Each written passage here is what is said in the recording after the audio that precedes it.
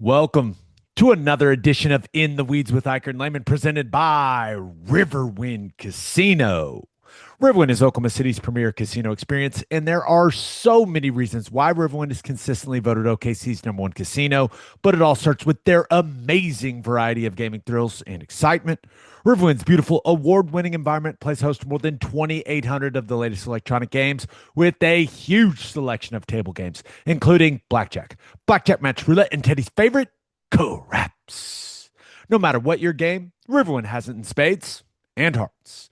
And to learn more about their gaming promotions and entertainment options, all you got to do is visit riverwind.com. Riverwind Casino, always a good time.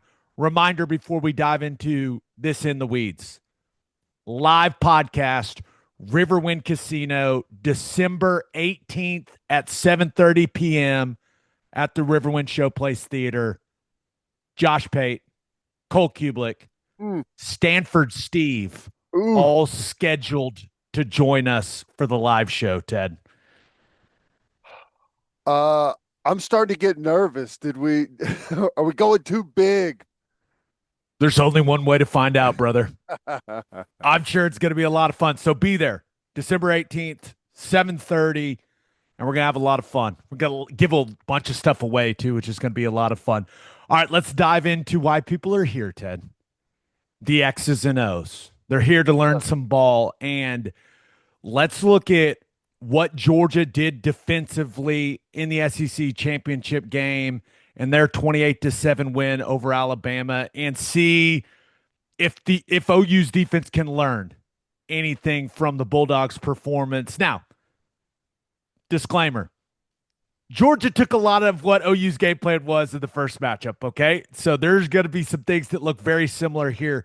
But let's look at this first play, and the number one objective remains the same, I would say, Ted, and that is when Alabama tries to run the football, you have to stuff the run. They have become a pretty much a one-dimensional offense. They're just basically Ty Simpson and those receivers and the passing attack. They're still going to try to do some things in the run game, and you just got to stuff it just like that. Ooh, that couldn't have felt good. Ouch. Ouch. But this is a concept we're familiar with, right? We've Yeah. seen the Sooners run it. It's the sweep action right to the outside, and then the other option is the QB power. So you've got the wide action and then the QB run game, the gap scheme option, and you're reading it out. Ty Simpson makes the proper read here. He just doesn't expect his center to get cross faced and destroyed. Ooh. Yeah, sometimes there's not a proper read, and this is one of those times. Looks like they're in what, just bear up front, man to man, single high, gap sound defense, get a little loop exchange on the inside. Very common with what we see. This looks exactly like a lot of the things that Oklahoma does in these type of run situations. The that internal twist that's happening along the line of scrimmage, I actually think they sorted out pretty good here, Ted. Yep. But you got to shut the run down, right? You got to continue to not let Bama be balanced offensively. And Georgia did a tremendous job of that. You factor in the sack yardage. What did they end up with? -3 yards rushing in this Ooh. game. Yeah, tough. I also like any matchup, and I know he's young and he's going to improve, but any matchup where Daniel Hill is the lead blocker for a run concept, buddy, I like the Sooners defense's chances on that. Yep, I do too. I really like what they're getting right here on the tight end. Physical, not giving any ground, really helping set the edge there. If they did give the sweep, it's got a bubble all the way outside, Yeah. and you got good leverage everywhere else. I don't think Bama wants to live in the QB gap scheme run game world, Ted. No, I don't think so. I And I'll say, if you go back just a little bit more, we've been great in these areas.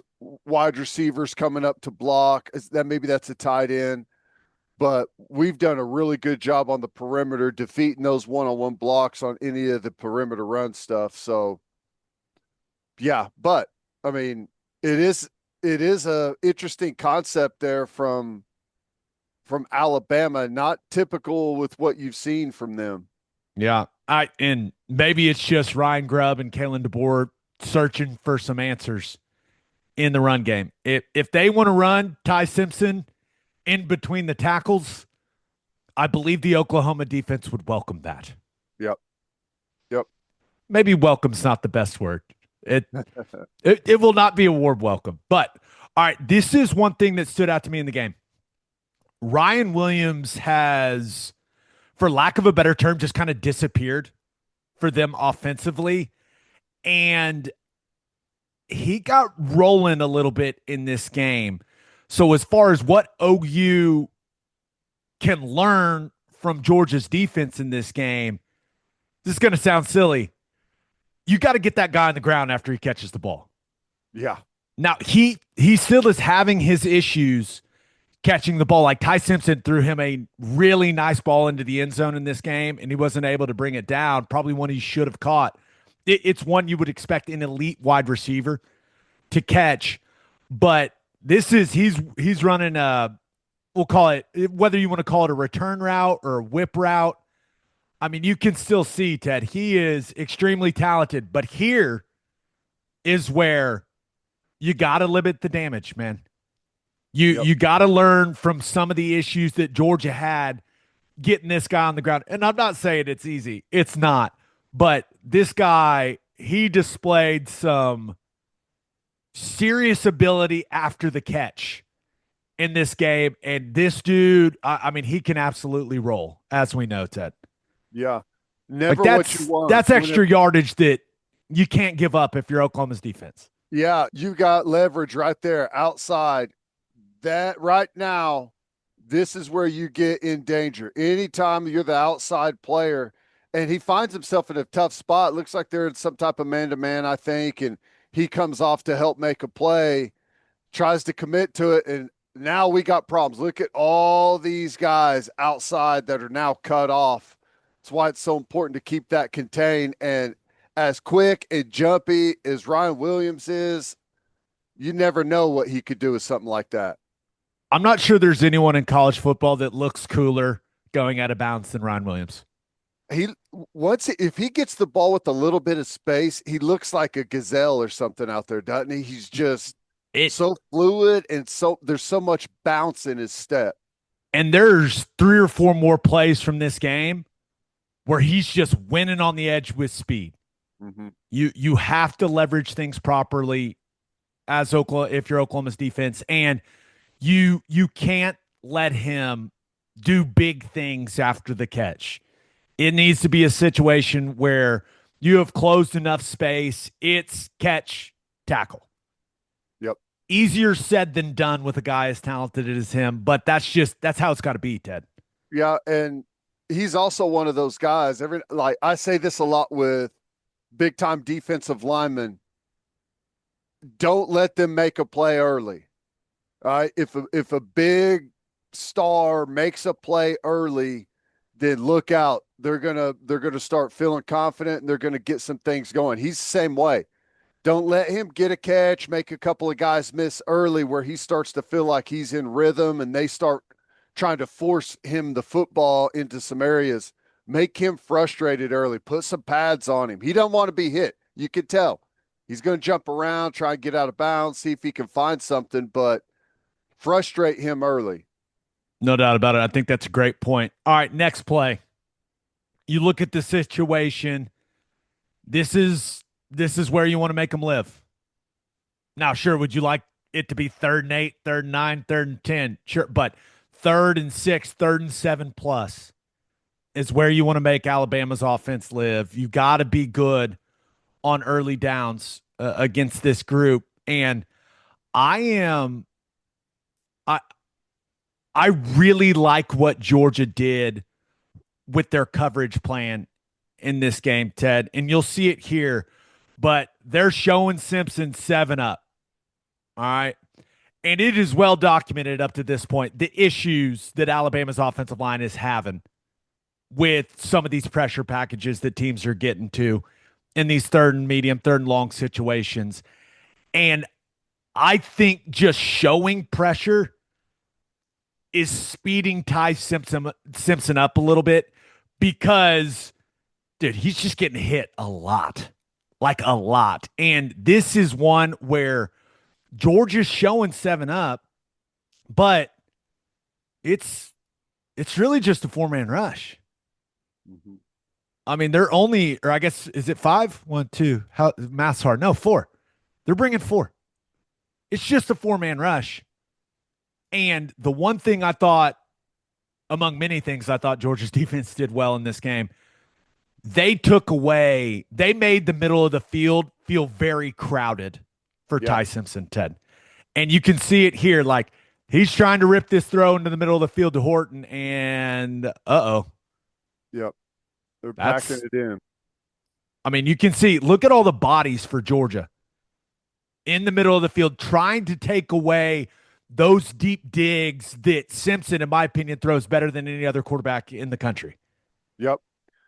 Yeah. And you heard Brandon Hall on Monday at Rudy's. I thought he was great talking about just keep the ball out of the middle of the field. That's where they're going to create a bunch of problems. Force it outside, and you're going to be okay. And we did a pretty good job with that the first time, but they had some stuff in the middle of the field that they missed on. We forced bad throws, or Ty Simpson, who was rattled, was just inaccurate.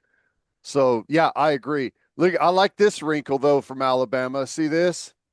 Running backs getting destroyed in protection, so they put a tight end back there. Hey, desperate times call for desperate measures, brother. Do what you got to do. I don't even know who 80 is. That 88? I don't even Yeah. know who that is.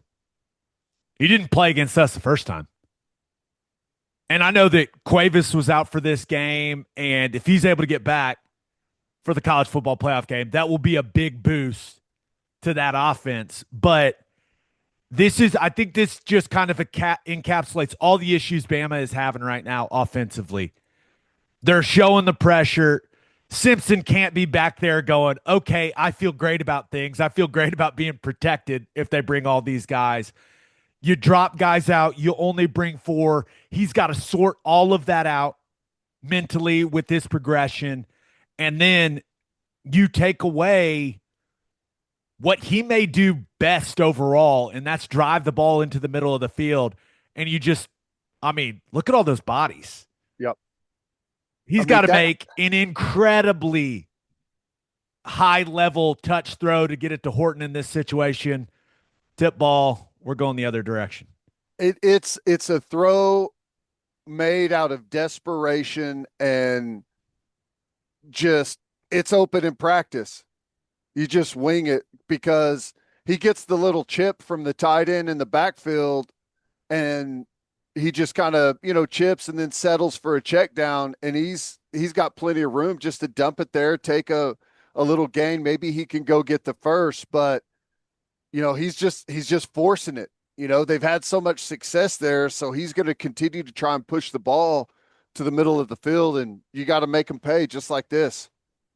Really nice play, really nice strategy from Georgia. I thought they did a great job of basically taking all the stuff down the field, especially in the middle of the field, away and going, hey, Ty Simpson, you're going to have to take the check down. But the key to that is stuff in the run, making them have to play a really imbalanced game offensively and getting them in those third and medium, third and long situations, Ted. Yep, that's right. That's going to be the goal. It's the goal every week. They've struggled running the ball.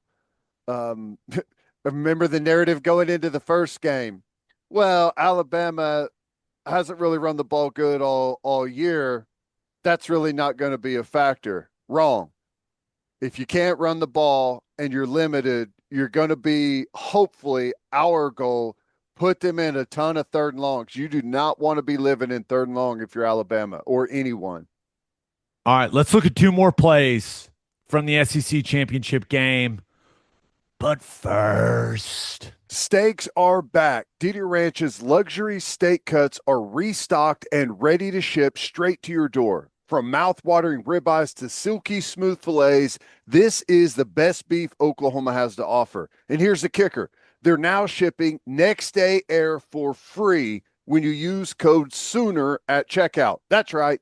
Next day air like Amazon Prime, but for steak. Didi Ranch delivers taste and tradition the luxurious way. Order today at DidierRanch.com and get your steaks just in time for the holidays. getting thirsty breaking down this film? Are you tired of boring water? Are your electrolyte packets too salty or full of sugar? We've all been there. That's why we'd like to introduce y'all to Trevi. Trevi is Oklahoma's hydration company that's full of flavor and electrolytes to keep you hydrated throughout the day. Whether you're tackling a wide receiver, that lingering house project, or your daily workout, you need to be hydrated. With Trevi's flavor-filled formula, you don't have to sacrifice taste for functional performance, and Trevi is giving In the Weeds viewers a 20% discount on y'all's first order when you use the code GameDayHydration at drinktrevi.com. Trevi Hydration, a fountain of flavor. Shaner and Franklin's attorneys know a thing or two about drilling, whether it's drilling running backs on the field or drilling wells in the patch. As former collegiate athletes, Shaner and Franklin bring the same discipline and grit to oil and gas law. The Franklin in Shaner and Franklin is Daniel Franklin, my teammate for 4 years at OU. D. Frank's an awesome dude, super smart. From title work to transactions, they hit hard, play smart, and don't quit until the job's done. So when the deal gets tangled in the weeds, trust Shaner and Franklin to do whatever it takes to get you in the end zone. Contact Shaner and Franklin for all of your oil and gas legal needs. All right, looking at a couple more plays from Georgia's defense against the Alabama offense in the SEC championship game. This is not new, Ted. Make Alabama's running backs pass protect. No doubt. Georgia challenged their running backs very similarly to the way that OU did in the first matchup. And this pressure may look awfully familiar to some people with that corner coming inside and sacking Ty Simpson. Now, the difference between this one and the one that Day Jordan had is Daniel Hill actually picked up Day Jordan and he just ran him over and put him on his back and then sacked Ty Simpson. This one, this guy comes untouched. Yep. And this is a common theme, man. I will say a disguise where this guy is blitzing and this guy is, typically if this guy is going to come on an edge pressure, this guy's going to be outside the hash, especially with the ball into the boundary. So they're doing a nice job of disguising things here as well, Ted. But Brent Venables is going to challenge the running backs from Alabama over and over and over again in blitz pickup. Yep. It's going to be constant. Challenge him physically by coming right at him, right up the middle, or challenge him mentally where they've got to sort and pass off. And right here, you see the running back. He's like, oh, I don't have any work. So he helps one of the offensive linemen, and he misses the guy coming off the edge who, he's kind of blocked visually from him once the play starts because he comes so late off of that alignment and never even sees that he runs right by him. This is also one of those situations where you're seeing the center's working left first. And this is something that Ty Simpson was doing at a very high level that I didn't see a ton of in the SEC championship game. He's been a guy that has redirected pass protection and been able pretty consistently to identify where the pressure was coming from. Mm-hmm. He didn't do nearly as much of that. I think I think Georgia got him quite a few times just with the disguise stuff. And you look at the down and distance situation again. It's 3rd and 9. It's like it is a nightmare if you're Alabama's offense and you're in that down and distance right now. Yeah, and it's tough. Look at how many guys you have standing up that are moving around. All these guys are kind of disguising, moving around, bouncing in and out of gaps. And here's this guy just showing man-to-man, right? Like he's just – which, that's kind of the tell, isn't it? Zone, zone, guys looking in the backfield, and here's this guy just dialed on the slot. That's you know, it's hard to see that, in real action out there on the field as you're scanning, but it's tough. It's tough to decipher all those different looks. It's always good when the other team is in six-man protection and you bring five and one of them is unblocked. Yep. That's not how it's supposed to work if you're the offense, Ted. No. You've got six, they're only bringing five. You you should be all good. Not the case. Sack. Nice You play. got to continue to challenge their running back position, and that kind of transitions into the last clip we're going to take a look at. For whatever reason, and I know he's a young player. Oh man. I mean, not it doesn't have Woo. you don't have to hit yourself so hard, right? I Woo. mean, take it easy on the dome, man. I like the intensity though. I like it. Yeah. For whatever reason, Michael Carroll, their right tackle, who is extremely physically gifted and I think is going to be a really good player, but he's young and he has about 3 or 4 plays a game where I'm watching the tape and I go, young man, what are you doing? And here is one of the plays from the SEC championship game where I watched it and went, dude, what are you doing? And what OU can learn is that, man, you got to attack this young guy at right tackle. And this is the perfect scenario if you're Georgia. You are attacking the young right tackle and you are also making the running back pass protect. Yep. This is the exact situation that OU will want to create as much as possible in the college football playoff game. And in what world this right tackle doesn't stay on the end that he's man-to-man on, I have no idea, brother. I got no clue. But Carroll has a couple of these plays a game where he just does something. You're like, dude, what are you doing? Just stay on the defensive end. The slide, they are 4-man sliding it away from you. You're man on man. You're big on big, whatever term they use there. In no world do you come off 33. In no world, ever. And I can't even get on Daniel Hill that much in this play, Ted, because he's got to be like, dude, what are you doing? That's my guy. Why aren't you staying on the enormous human?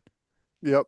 Yeah, it's Sack. tough, man. Whenever you got guys behind you that are expecting something and kind of reading it out and sorting it, and then you're non-committal, it makes it tough. The other thing is, like, I thought this was interesting. It's 2nd 1, and it's like Ty Simpson is really waiting on this wheel route on the He's outside. got it right now, right? Well, yeah, maybe, but even so, like you're feeling pressure, just bam, hit that check down right now. 2nd 1, get the ball out. It's hot. We got some type of pressure coming. Just take the first down. But he's waiting for that will to clear, like thinks he's going to get a big play out of it. And I mean, it just shows that the offense for Alabama, the whole rhythm is just kind of out of skew right now. That's a great point. And this is something I've seen from Ty Simpson. You saw it against Auburn. You certainly saw it in the SEC championship game. The way that they are coached is like they want to produce big plays. He is looking down the field first. Down the field, and then if it's not there, then he's taking the shorter stuff. Like, think about all the deep in-breaking routes they want to throw. Like, he's looking at those first. It is a top-down progression for Ty Simpson, which is not uncommon, like in the National Football League. Mm-hmm. But this is one of those situations, man. You have to understand time, score, and situation. Your group has not done a good job of protecting you. It's 2nd 1. Ryan Williams is wide open over the ball. Just take the check down. But he's looking at that wheel first because he's looking, hey, big play to small gain. And I thought Georgia did an awesome job of saying, you are not getting the big play down the field. Whether we're in a version of man, whether we're playing deep zone, we're going to money all that up. And you're going to have to take the check down. And the thing is, he's looking deep and it takes him a while to get to the check down, Ted, because of the way I believe they do progressions in this offense. Yeah. Yeah. And time is not something that he's had a lot of to deal with. So, exactly right.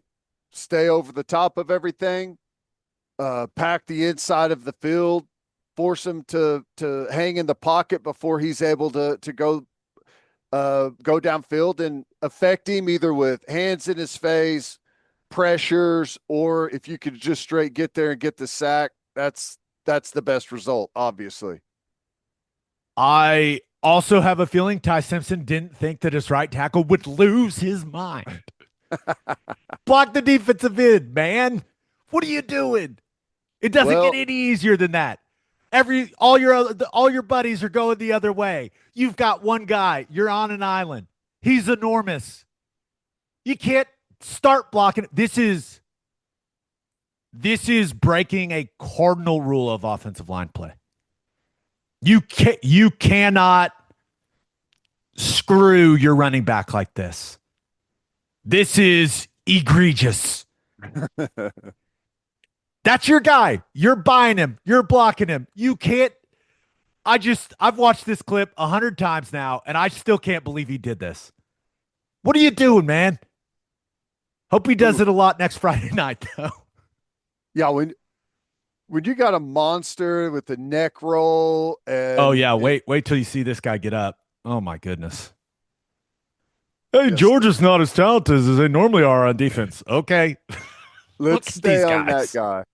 Yeah, you may want to stay on 33. Oh, Ted. Old school. That's an aesthetic right there. Shoulder harness. Is that cowboy collar or neck roll? I don't know. Ooh, kind of a hybrid. Little hybrid there. Yeah, He's got 33. buckles and straps coming out everywhere. There's hair flying all over the place. Let's stick on that guy. Yeah. Let's maybe block that guy with an offensive lineman. He's only one of the biggest human beings on the field. You know what? I think I'll just let him go. I'll go block this backer that's coming. Yeah, my running back will figure it out. I imagine the offensive line coach looked at that. I'm sticking on this way too long, I know. But I imagine the offensive line coach for Bama looked at that on the sideline and just gave him a look like, do you want to get me fired? Are you trying to get me fired? Well, and the other part of it is as the end of the season has unfolded, a lot of people watched what Oklahoma did to them, and like I said in previous videos, they've opened a can of worms. Ty Simpson shook. Okay, the protection is becoming an issue. People are coming after him, and he has struggled to respond, and it's understandable, right?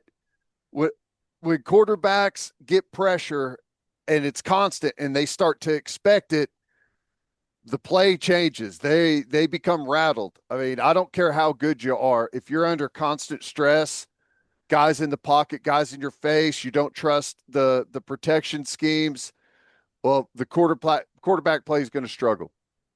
So to recap, and this is stuff we kind of already knew because we talked about the majority of this stuff going into the first matchup with Alabama, but some takeaways from what Georgia's defense was able to accomplish in the SEC championship game. You got to continue to stuff the run and make them one-dimensional.